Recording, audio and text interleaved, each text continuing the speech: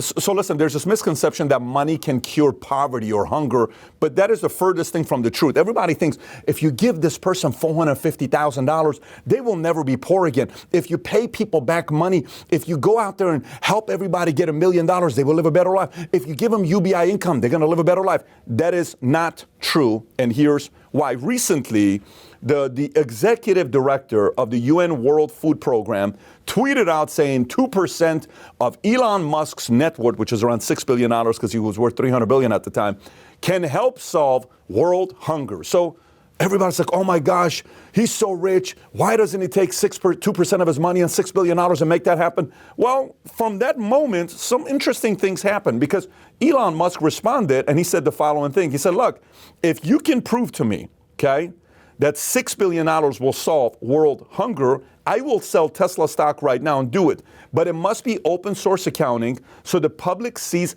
precisely how the money is being spent. Then, while this whole conversation is taking place, another person gets involved. A man named Dr. Eli David says 2% of Elon Musk is $6 billion.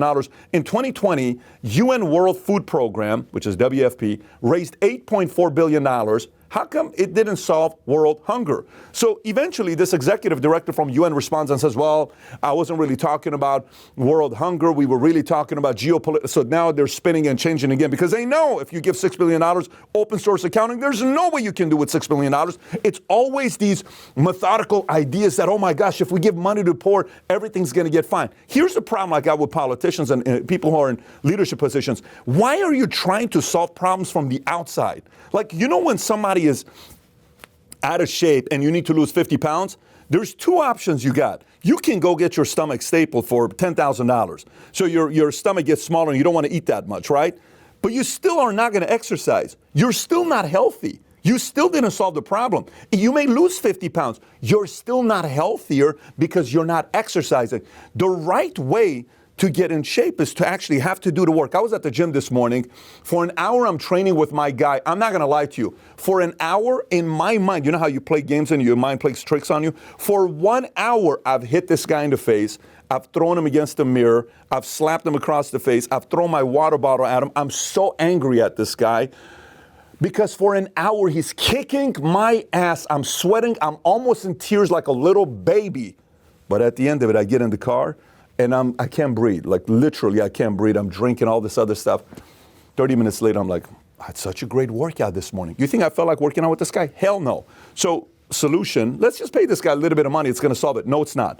You have to work internally. So politicians, leaders, people at the top, I'm always confused. When is the last time you heard a senator, a congressman, a mayor, a president talk about teaching people the basics about how money works? When? Tell me whose campaign was ever about the next 4 years, we're going to make Americans be better savers by teaching them about how money works, by teaching them about making better investments, by recreating your identity, by getting you to read the right books. Internal. This money game is not hard, by the way. You're talking to a guy here who went from being a kid of a father who was a cashier at a 99-cent store in Inglewood and mother who was on welfare that ran out of money and went back to Iran, and I joined the army because it was my only way out.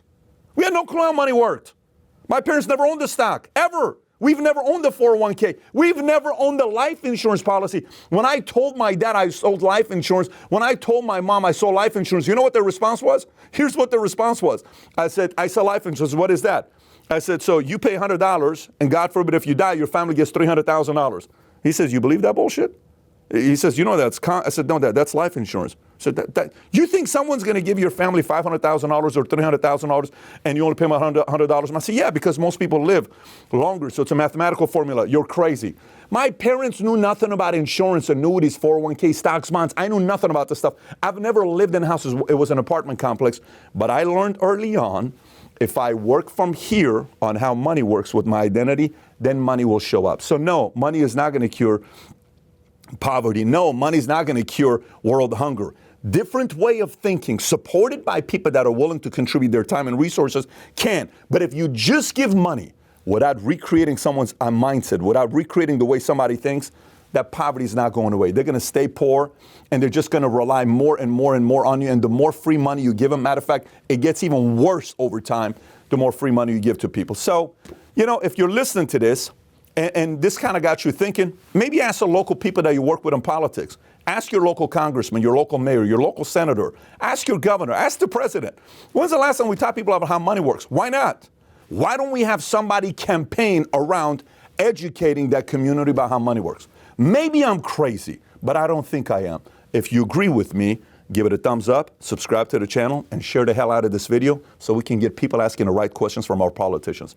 And if you enjoyed this video, and I did a video years ago talking about how to recreate your set, how to recreate your mindset. I got 2 videos I want you to watch. One of them is 10 ways how to recreate your mindset.